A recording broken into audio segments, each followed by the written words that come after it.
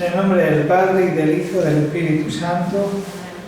Ven, Espíritu Santo, llena los corazones de tus fieles, enciende en ellos el fuego de tu amor. Envía tu Espíritu y serán creados y renovarán la faz de la tierra. Te pedimos, Señor, don de tu Espíritu para poder gustar siempre de tus consuelos. Por Jesucristo nuestro Señor. Bueno, vamos a pasar, vamos a ver una palabra que en hebreo tiene como en hebreo y también luego en el arameo, ¿no? Tiene como dos acepciones, ¿no? Es un verbo, que es el verbo pasar, y que es muy importante para la Biblia. Ahora veremos un poco por dónde está la importancia, ¿no? Entonces hay aquí dos verbos. En el verbo pasar hay uno que es jalap, ¿no? J-A-L-A-P, y hay otro que es abar. Bueno, pues se puede decir de una manera o de otra, ¿no? En el primero es el verbo pasar, atravesar, ¿no? Ya como lo tenemos aquí puesto pasar, pero aquí hay otro que es atravesar, hay otro que es cambiar. Las maneras de traducirlo, ¿no? Sobrepasar, bueno, pasar, el verbo jalar, y luego el verbo abar, que la parte de pasar también es sobrepasar y también es cruzar, ¿vale? Cruzar. Bueno,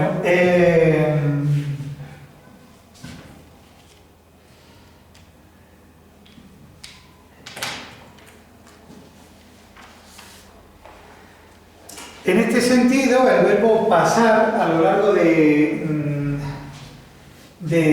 la Biblia aparece un montón de veces, y quiero indicarlo primero para, digamos, sustentar esta reflexión, ¿no?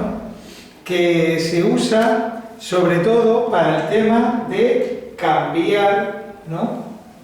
De pasar de un lado a otro, ¿vale? Entonces ese verbo pasar, ¿no? Pasaron a la otra orilla, pasaron por el Mar Rojo. Bien, es un verbo, tanto en un lado como en el otro, le podríamos llamar que un verbo de movimiento. Un verbo de movimiento, de estar en movimiento, de ponerse en movimiento. Es una acción que te hace lo que hemos dicho, cambiar a otra situación. Bueno, ya iremos luego hilando un poco todo esto, ¿no? Pero como el verbo pasar, tanto de una manera o de otra, indica movimiento, que una acción que es cambiar de una situación a otra, ¿vale? En ese sentido, podríamos llamar cambiar a otra situación, podríamos llamarle también renovación, ¿no? Que es hacer nuevas las cosas, ¿no? Una renovación, renovarse es volverse nuevo, ¿no? Volverse nuevo, ese es el tema de cambiar, ¿vale? Bueno, tanto uno como otro tienen un montón de usos. El primero aparece 30 veces en el Antiguo Testamento y este aparece en el Antiguo Testamento 550 veces. Pero bueno, todo esto para el tema, otro que hemos visto ahí también, el tema de atravesar, ¿no? Cambiar, renovarse. ¿Por qué es tan importante esto? Pues es tan importante porque tanto el Antiguo Testamento como el Nuevo, una de las cosas que aparece es que las personas que tienen fe, o que Dios las llama, o que uno se encuentra con Dios, todo hay un cambio en su vida, hay una renovación. Pasan a otra manera de vivir o a otra manera de estar, ¿no? Hay por eso una renovación. Eso implica que esta renovación, ese pasar, sea propio y muy cercano de la fe.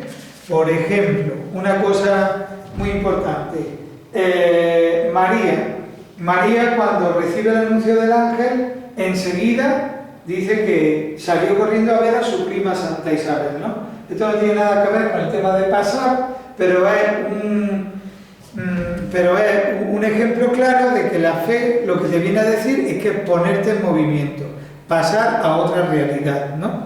Bien, pues después de esta pequeña, así, esto vamos a poner aquí, cambiar, renovar, atravesar, vale. Pues,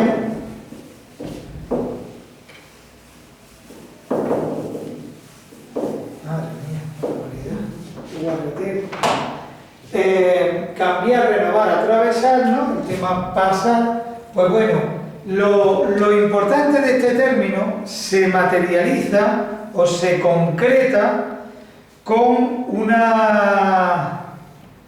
lo quería ver por aquí yo. ¿Dónde está?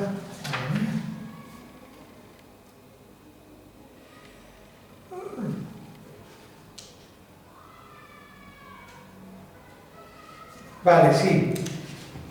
Íbamos a llegar a otra palabra que es, porque esta es la base, ahora veréis por qué es tan importante esto, esta es la base de otra palabra, ¿no?, que viene en griego, que es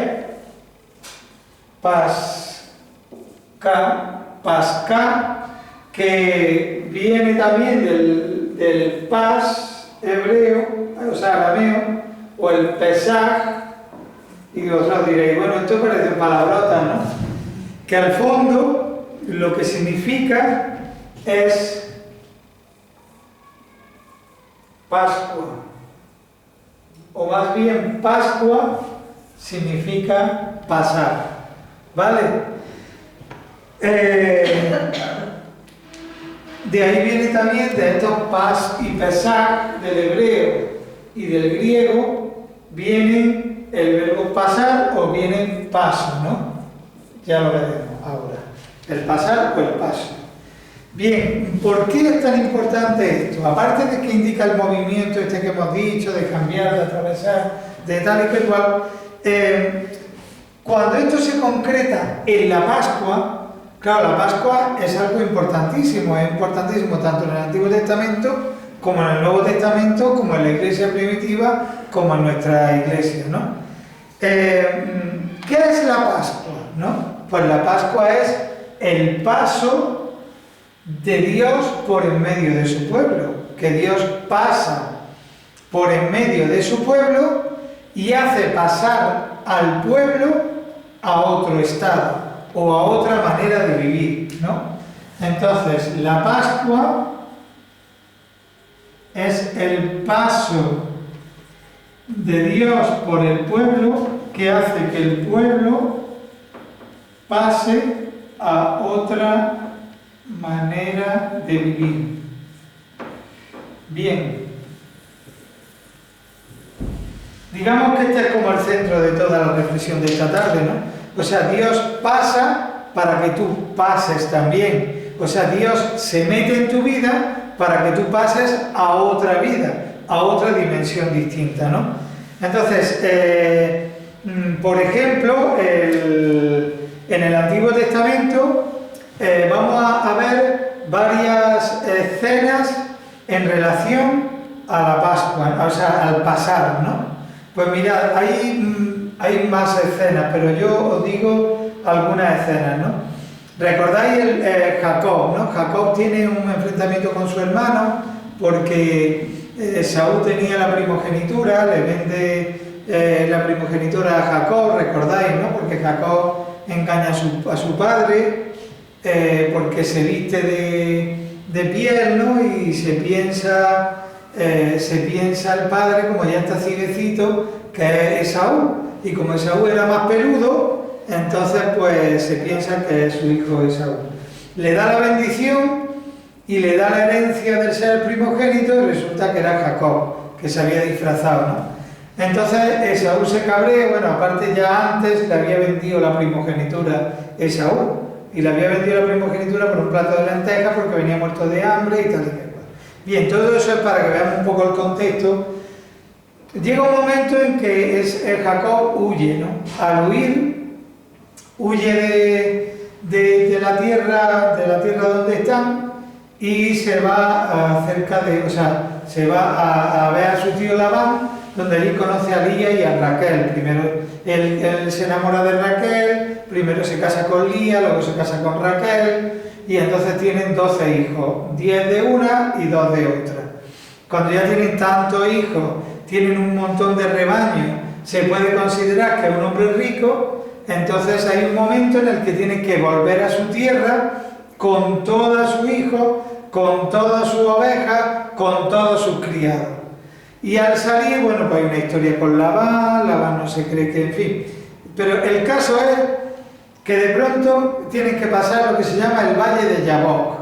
Tienen que pasar el Valle de Yabok, y cuando van a pasarlo, el Señor le dice: pasa a toda tu gente, mujeres, hijos, criados y ganado, pásalo y quédate tú solo, ¿no?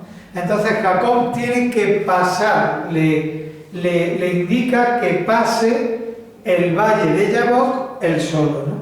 Y cuando está solo, hay un momento en el que está tranquilo, va a dormir esa noche por ahí para seguir pasándolo, y viene una persona y empieza a pelear con él. No sé si acordáis esta escena, ¿no? Que es una escena muy importante, pero es muy desconocida, hay mucha gente que no la conoce, ¿no? Y está luchando ahí con él, y está ahí luchando en la batalla, y ellos dos, y se da cuenta que el otro es más fuerte que él. Ese ángel, que luego será un ángel, es más fuerte que él. Entonces lo agarra y le dice: bendíceme, bendíceme, porque el más fuerte quería siempre el más fuerte bendecía al más débil, y dice: este como es muy fuerte, quiero que me bendiga para que yo sea también fuerte, ¿no?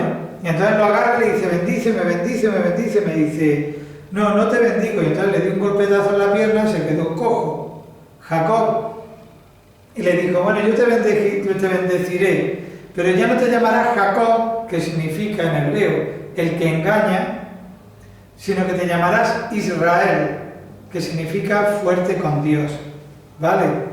Ya no te llamarás Jacob, que significa el que engaña, sino te llamarás Israel, que significa fuerte con Dios, ¿vale? Bueno, pues al final de ahí, él iba a encontrarse con su hermano Esaú, que venía por él con un ejército y venía a cargárselo, vamos, directamente. Entonces Jacob ya le había mandado también un montón de ovejas, le había dicho: oye, mira, como en signo de buena voluntad, porque él tenía ovejas, el otro era guerrero, y le mandó ovejas para decir: oye, mira, vamos a llevarnos bien, porque se venía por él directamente. Claro, cuando sale del valle del Yabok, ¿cómo sale? Pues sale cojeando. Al salir cojeando, va a llegar a su hermano cojeando, y un soldado cojeando, pues ya te puedes imaginar, ¿no? Bueno, pues sale de ahí y le dice a su familia que lo deje tranquilo, que él va a ir solo a hablar con su hermano Jacob, con su hermano Esaú. Es muy bonita esta escena porque se ve todo el ejército de Esaú en un lado y él viniendo solo y encima cojeando. Y cuando se acerca adelante se arrodilla y le pide perdón a su hermano Esaú. Y entonces Esaú le perdona y tal y cual. Bien, pasar por el valle de Yabok significa, ¿no? Porque todo esto estará relacionado, todo esto, con la Pascua judía, de una manera directa o indirecta, ¿vale? Por eso os cuento esta historia, ¿no?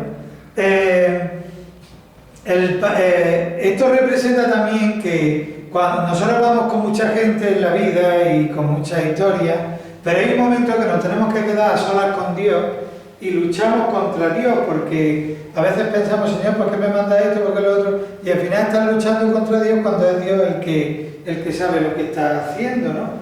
y tienes que quedarte solo con Dios, no te sirven ni tu hijo, ni tu ganado, ni tu nada, y al quedarte ahí solo, te das cuenta al final que Dios es más fuerte que tú, y le pides que te bendiga, pero Él te deja siempre una cruz para que te apoyes en Él, ¿vale?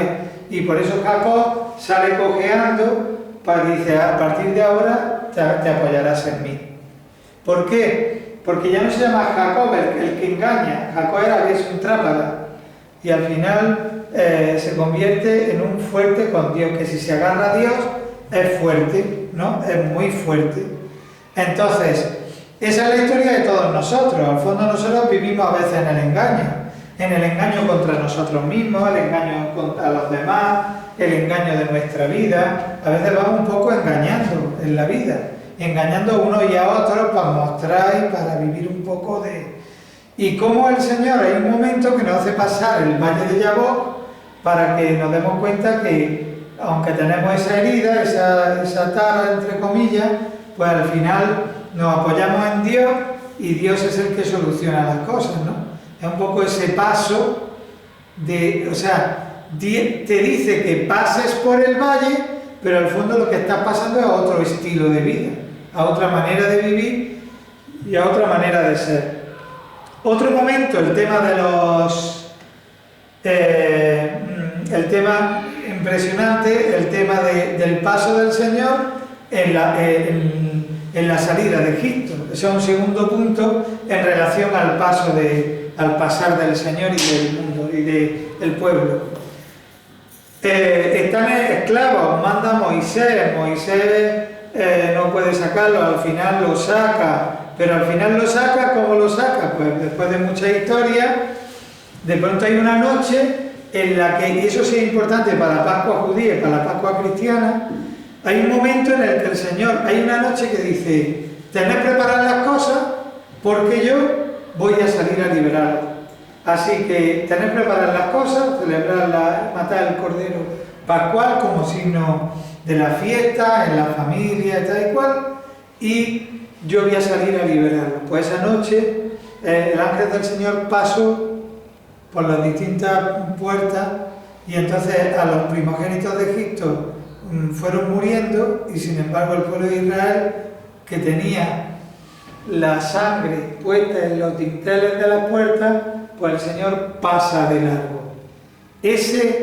Y Dios pasa de largo, bueno, pues esa frase y ese acontecimiento es el fundamental en la vigilia de la Pascua del pueblo de Israel.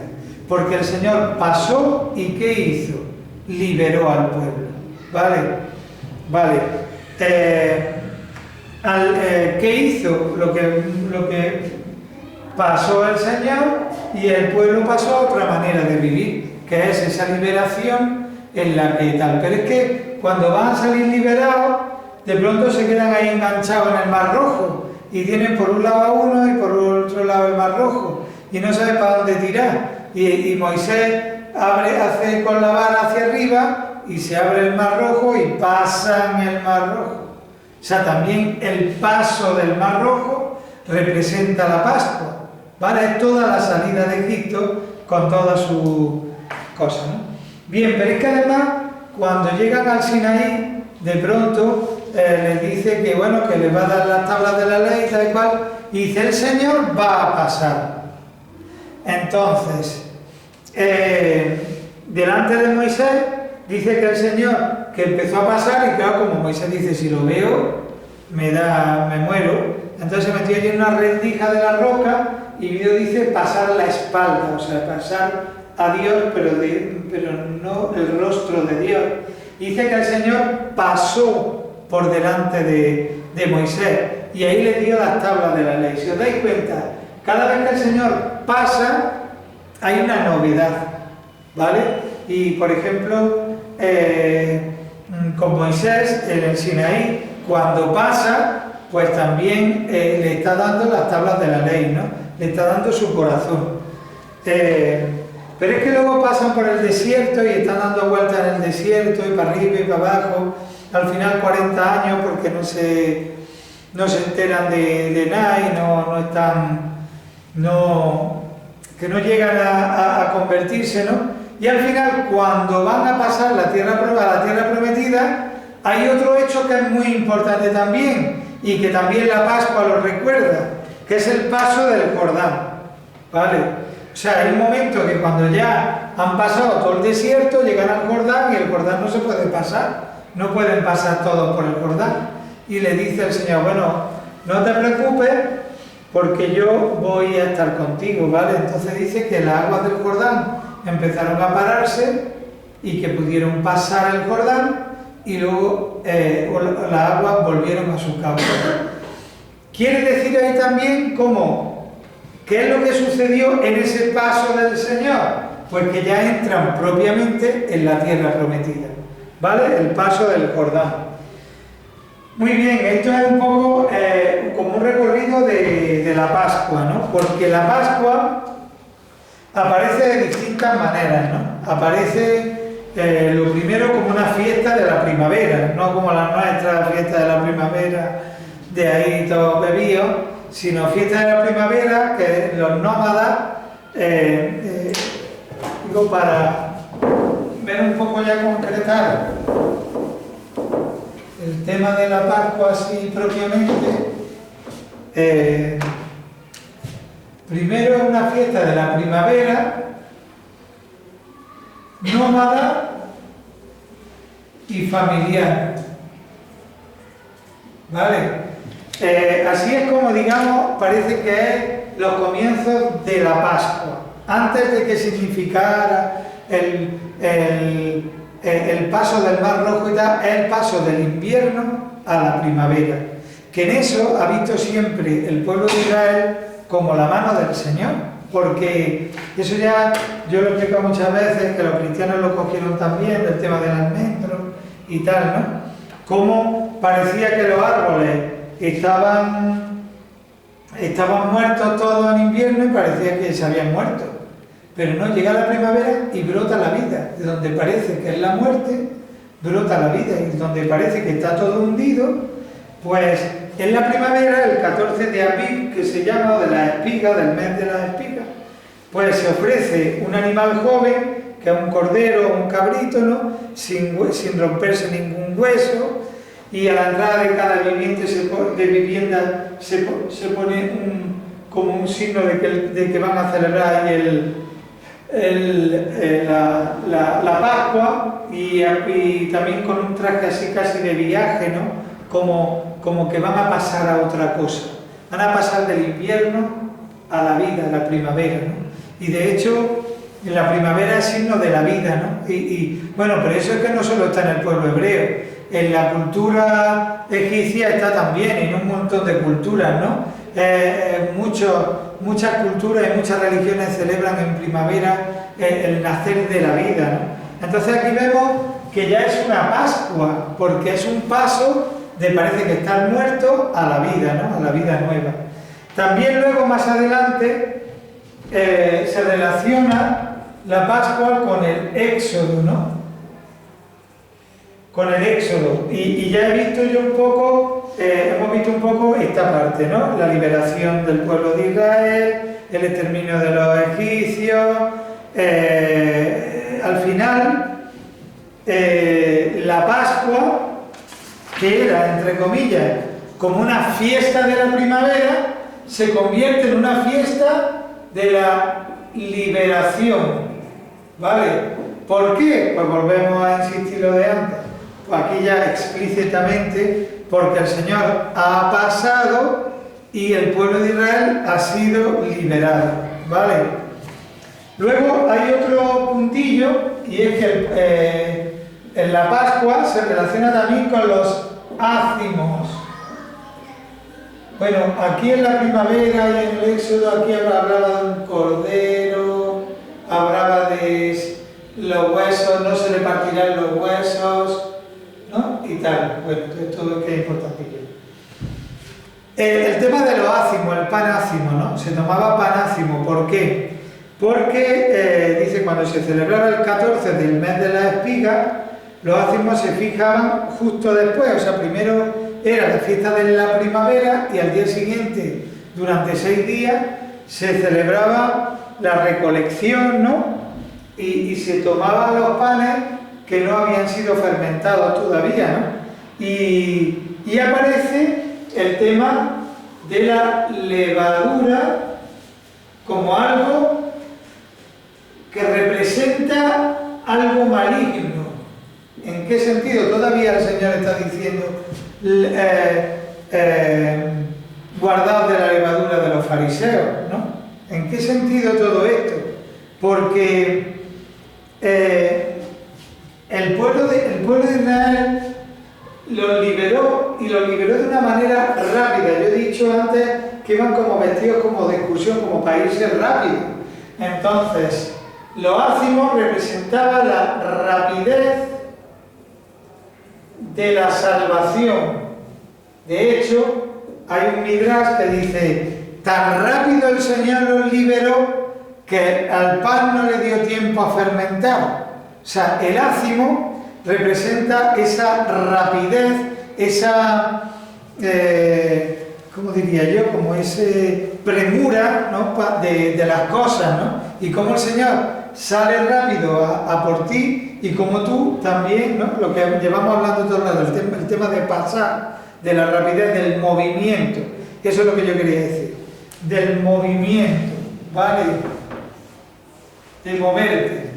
Claro, esto desemboca en un rito que hay antes de la Pascua que es muy bonito, y es que la levadura representa la soberbia, porque infla el pan. Entonces, como infla el pan, cada uno de nosotros estamos llamados a ser un pan que se mueve. Un pan que se mueve no puede... o sea, el pan, para que se infle, tiene que pararse. Si está moviéndose no se puede inflar, porque es que estamos todo el día moviendo.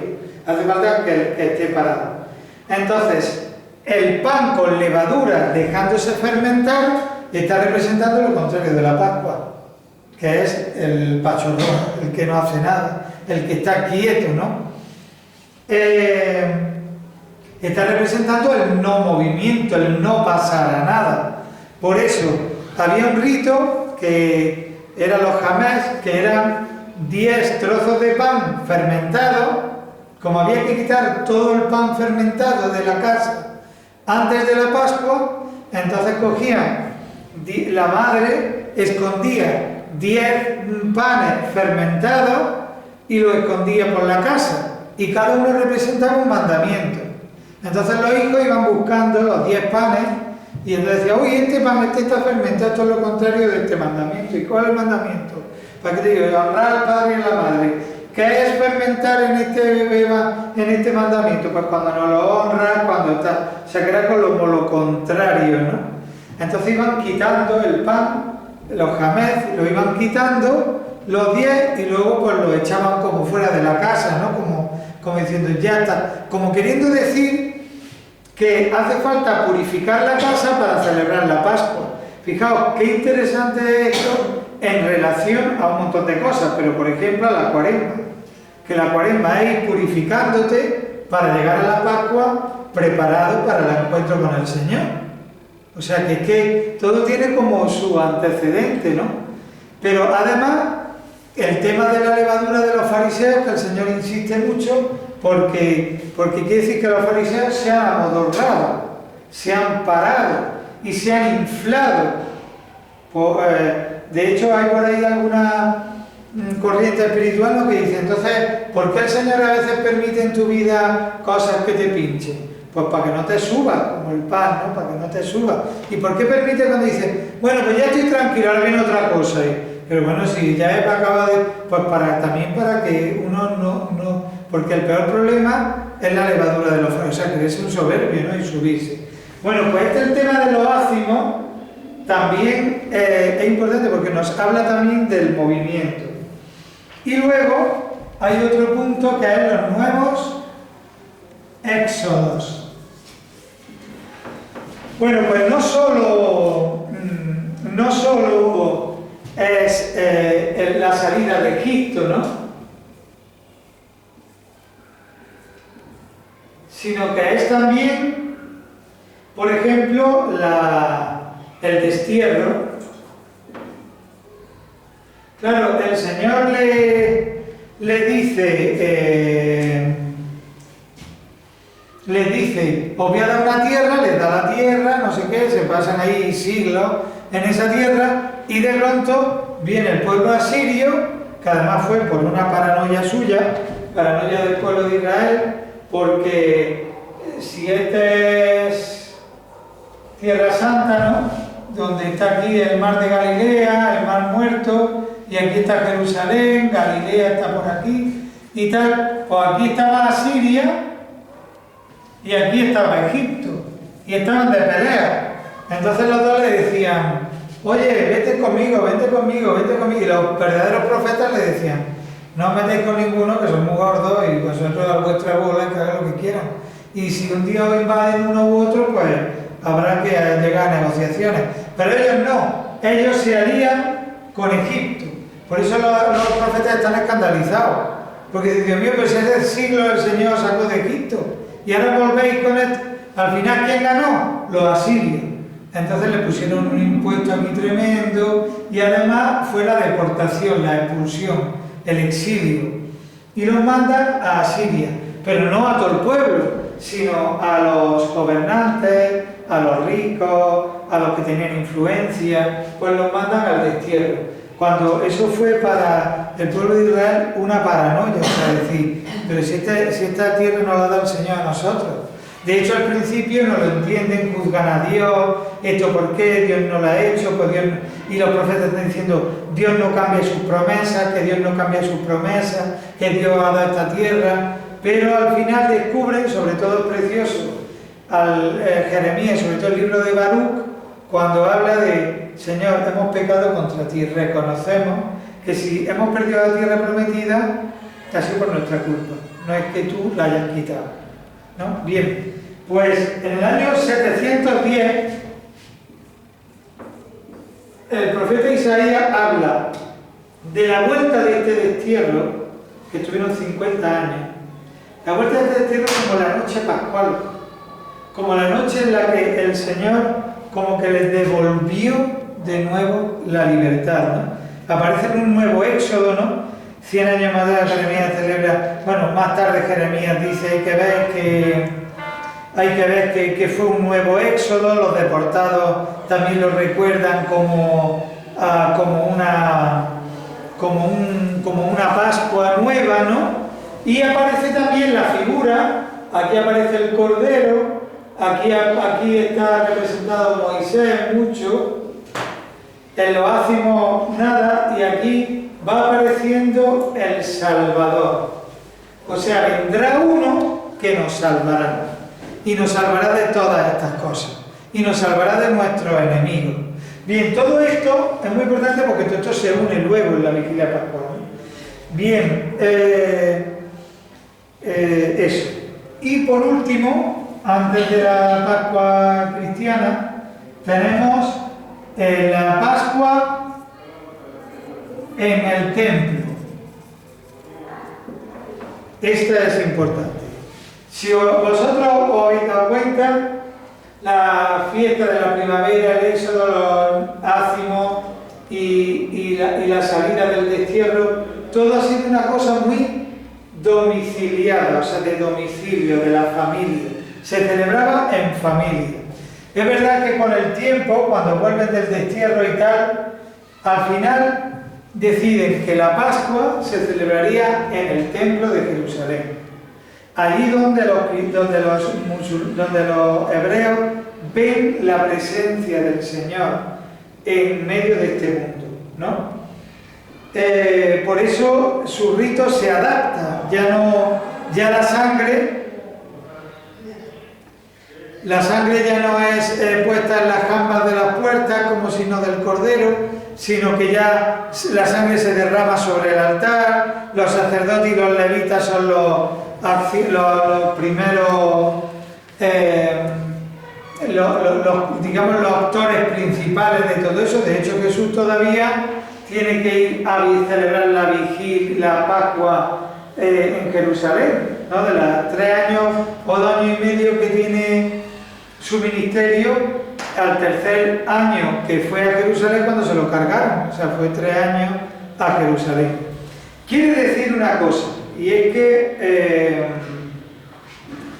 después de todo esto, podríamos decir que la Pascua, como hemos dicho, que es el paso del Señor y el paso del pueblo a otra realidad, es la fiesta de las hazañas del Señor. Fiesta de las hazañas del Señor. O sea, recordamos las hazañas del Señor. Y entonces aquí recordamos también recordamos un montón de hazañas. Recordamos aparte de todo lo que hemos visto, recordamos la creación también, ¿no? Como una hazaña del Señor. Dios pasó por este universo, lo creó y dio una nueva vida. Recordamos también Isaac, cuando Abraham coge a su hijo, lo tiene que sacrificar, ¿no? ¿Y por qué lo tiene que sacrificar? Pues dice el Midrash, un Midrash que hay, dice un Midrash como un cuentecillo judío, que dice que es que Abraham le había dado Dios un hijo, pero lo había idolatrado tanto que al final lo había puesto por encima de Dios. Y el Señor le dice, oye, mira, sacrifícame a tu hijo. A partir de ese momento dice, ya no quiero más sacrificios y tal y cual. Pero en ese Isaac se ve el precursor de Cristo que se entrega, de aquel cordero que tiene que morir por otro, ¿no? Es como la víctima, ¿no? Entonces representa al cordero pascual y todas esas cosas representará a Jesucristo. Y además recordamos de todo esto que hemos dicho y de la creación y de Isaac, recordamos lo último que había puesto yo aquí, el Salvador. O sea, que iba a venir un Mesías. Y que ese Mesías, dicen los judíos, sobre todo hay una rama de los judíos que dicen que vendrá la noche de la Pascua. Que en la noche de la Pascua vendrá el Mesías, ¿no? Por eso los judíos celebran con 4 panes y 4 copas, que de hecho en el último campamento que tuvimos aquí de la era ante-COVID, pues hicimos una vigilia pascual, en los panes los niños hicieron un pan, ácimo, lo estuvimos horneando y luego ya pues hicimos con nuestros pequeños panes la vigilia pascual de la Pascua de los judíos. Pues ponen 4 copas, que los niños también tenían sus copillas, pero con vino sin alcohol, ¿no? En este caso. Y luego tenían una copa que se ponía en una esquina y se llenaba hasta lo alto. Y se tenía que dejar toda la cena. ¿Y por qué? Porque representaba que vendría Elías a sentarse a la mesa antes del Mesías. Por eso cuando Jesús viene, la gente le pregunta, ¿eres tú Elías? ¿Por qué? Porque Elías tenía que venir antes de que el Mesías apareciera. Entonces Jesucristo da un vuelco, porque claro, Elías, el problema es que se fue en un carro de fuego al cielo y ya no sabemos más nada de él. Entonces dice la tradición que tiene que volver, porque parece que está como vivo, ¿no? Que no ha muerto, ¿no? Entonces va diciendo la tradición que Elías tiene que volver. Cristo rompe todo eso, porque además que lo dice claramente. Elías ya ha venido y vosotros no le habéis creído. Elías era Juan Bautista. O sea, como queriendo decir, el precursor no tenía que ser exactamente Elías, sino que tenía que venir uno que anunciara el Mesías, la ha venido y no lo habéis creído, ¿no? Pero había una copa en esa Pascua esperando que una noche viniera el Mesías, ¿no? Bien, por tanto esa es la era que se le llama la era mesiánica, ¿no? Bien, todo esto, ¿para qué contaros todo lo que tiene que ver y la importancia que tiene que ver con nuestra Pascua cristiana? Claro, la Pascua cristiana que ya tenemos que unir todo, o sea, porque la Pascua, el paso del Señor, a nosotros nos marca mucho. ¿Qué le marcó al pueblo de Israel? Egipto. Pero siglos más tarde, ¿qué le marcó? Bueno, unos años más tarde, el paso del Jordán. ¿Pero qué le marcó más tarde? La vuelta del destierro. Y a nosotros ya nos ha marcado para toda la vida el paso de la muerte a la vida de Jesucristo. Pero celebraban en la Pascua todas esas celebraciones, y como siempre se dice que celebraban la salida de Egipto. Sí, pero si tú te pones a investigar, es verdad que la salida de Egipto es para ellos muy importante, pero casi más importante fue la vuelta del destierro. Pero es verdad que celebran todo eso. Sí, todo junto, efectivamente, porque además la Pascua es una cosa que se va haciendo. Primero era una fiesta de los agricultores, que era la fiesta de la primavera, pero luego sigue pasando lo otro, y luego lo otro, y así se va como engrandeciendo. Cuando llega Cristo y está celebrando la Pascua, al celebrar la Pascua, él celebra el paso del Mar Rojo, pero también celebra la primavera, la nueva vida, está celebrando todas esas cosas, los ácimos, porque la fiesta de los ácimos es que iba después de la fiesta de la Pascua, entonces que al final se va uniendo todo y ahí todo eso, se celebra todo eso. Ahora llegamos los cristianos y ahora llega Cristo y le da un sentido totalmente nuevo, porque en la tercera copa y el tercer pan, que es la copa de la bendición que se llama, esa copa es preciosa, o sea, no la copa en sí, sino la oración que tiene. Yo tengo la liturgia de la vigilia pascual judía y la tercera copa tiene una bendición preciosa.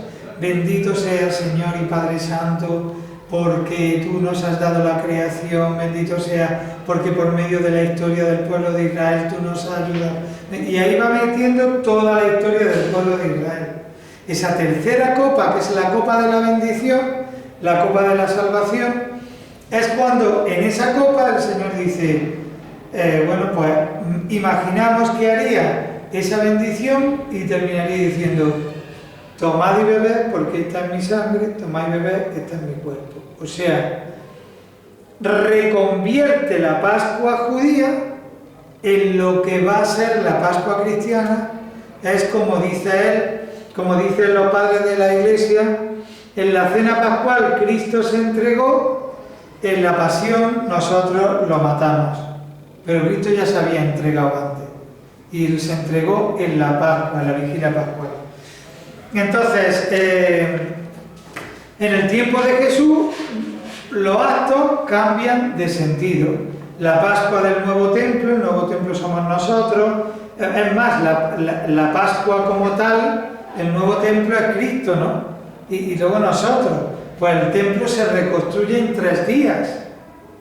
Está celebrando él la Pascua en el templo, que es él, que es su santuario definitivo, el cuerpo resucitado. Su carne que se ofrece en sacrificio, es el nuevo cordero, que además dice San Juan, le partieron los huesos al primero, las rodillas, sabéis que morían, ¿no? Y entonces, como él ya estaba muerto, no le partieron las piernas, para que se cumplieran las escrituras. No, porque están viendo el cordero de la Pascua, ¿vale?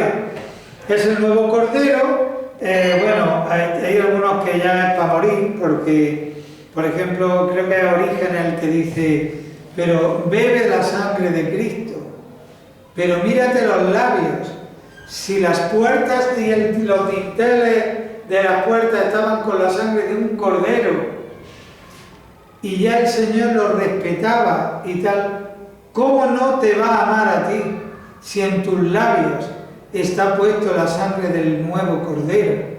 No, o sea, hay una simbología ahí preciosa, ¿no?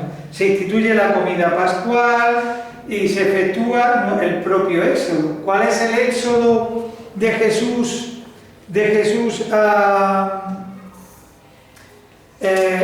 en su vida? Pues el paso de la muerte a la vida. Ya no es solo de la esclavitud a la libertad, del destierro a la libertad, sino que es el paso de la muerte a la vida.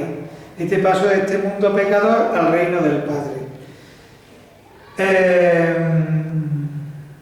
Bien, esto desemboca en la fiesta cristiana, ¿no? En esta fiesta cristiana, que es la Pascua, primero, digamos que desemboca en 3 Pascuas, ¿no? La Pascua cristiana es una, la dominical, otra, la anual, Y tercera, la escatológica. La escatológica. O sea, los primeros cristianos celebran todos los domingos la Pascua del Señor, celebran el paso del Señor, queriendo decir que cada domingo, cada Pascua del Señor, cada Eucaristía, cada misa, es un paso del Señor que te hace a ti pasar a otra realidad. Y eso ya lo hemos experimentado nosotros mil millones de veces. Cuando venimos a misa y cómo nos cambia la vida y cómo nos orienta hacia otra cosa. Nos hace hacer cosas novedosas que no nos podíamos ni imaginar. Pasa el Señor, nos hace pasar a nosotros, hay un movimiento.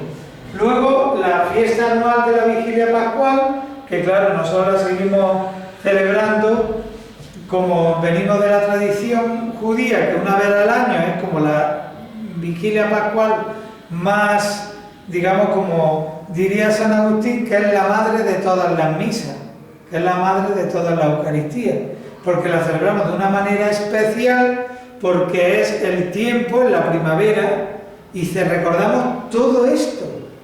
Tú fíjate que excepto la liturgia oriental, nosotros usamos panácimo. ¿Por qué usamos panácimo? Pues por esta tradición que estamos viendo aquí esta tarde. Si no, usaríamos pan, hogazas de pan, lo mismo que usan en la tradición oriental, pero nosotros los católicos de este rito hemos querido conservar que el pan sea ácido, ¿no? Y esta vigilia anual, pues que también nos recuerda la primavera. De hecho, ¿cuándo se celebra? El primer sábado después de la primera luna llena, después del 21 de marzo.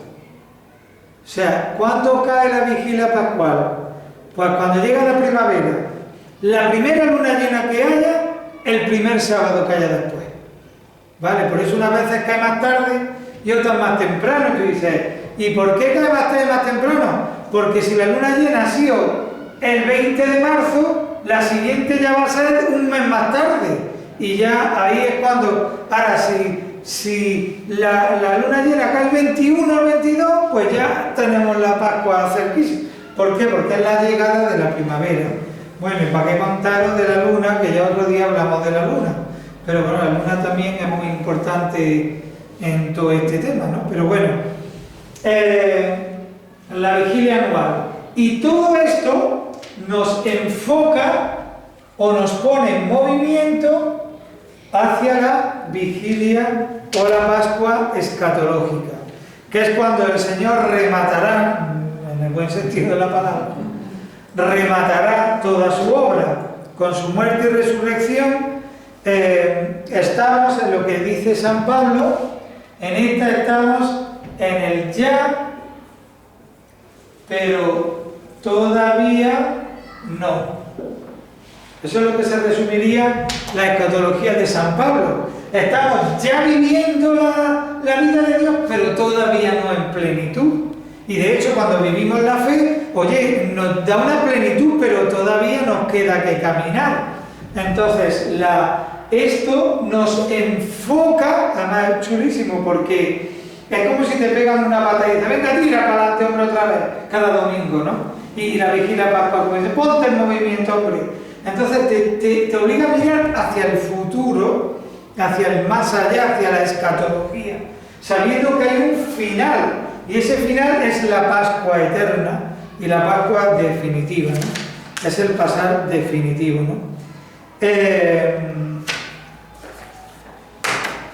Bien, hay muchas cosas, yo lo he dicho así en general, podría decir mil millones de cosas más, pero os voy a relatar rápidamente algunas cosas, ¿no? En relación al Salmo 136, 14, por ejemplo, dice, y pasaron por el Mar Rojo, pasaron, ¿no? ¿Por qué? Porque es eterna su misericordia. O sea, ese pasar responde a la misericordia de Dios. Todo esto responde a la misericordia de Dios, ¿no? Luego aparecen en los profetas, ¿no? Por ejemplo, como una idea que se repite a lo largo del tiempo es y pasaré en medio de vosotros, ¿no? Y pasaré en medio de vosotros. Luego ya cuando llegamos al Evangelio, pues el verbo pasar, que ya no es este, sino que puede tener otras connotaciones, pues fijaos en Mateo 8, pasemos a la otra orilla, pasar a la otra orilla. Cuando Jesús al pasar, ¿no? Porque dicen los profetas, pasaré en medio de vosotros. Pues ¿dónde se cumple? Jesús al pasar vio a un ciego, llamó a uno que estaba sentado, se acercó a no sé quién, curó, pero muchas veces dice al pasar. ¿Por qué Jesucristo está pasando y caminando constantemente? Porque es el Señor que está pasando por su pueblo, ¿vale? Para que ponga en movimiento todo, ¿no? Y bueno, en San Juan ya para qué, ¿no? Tenía que pasar por Samaria cuando va a verla, cuando se encuentra con la samaritana, cuando no tenía que pasar por ahí, porque un judío nunca pasaba por Samaria. Si vemos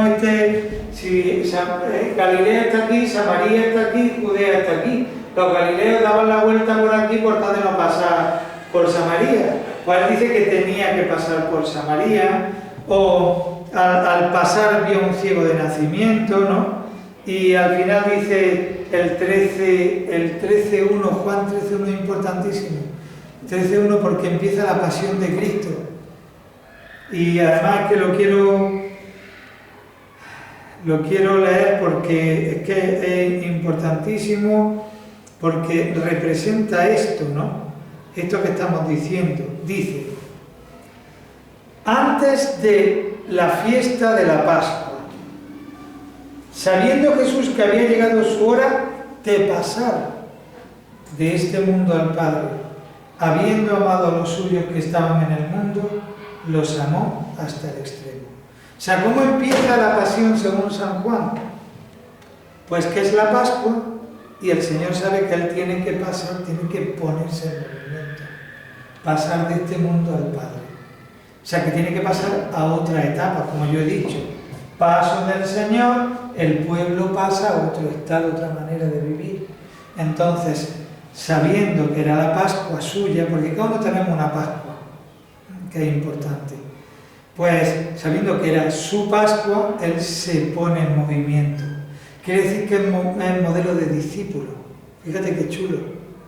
Cuando el Señor pasa por tu vida, dice, Dios ha pasado por mi vida, me tengo que poner en movimiento, porque Dios me toca para que me ponga en movimiento. ¿Y cómo se pone en movimiento? Sabiendo que iba a pasar, que se iba a morir, ¿no?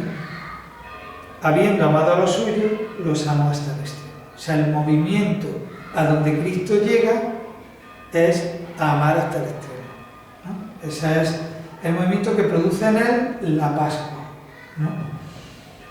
Y ya está, en fin.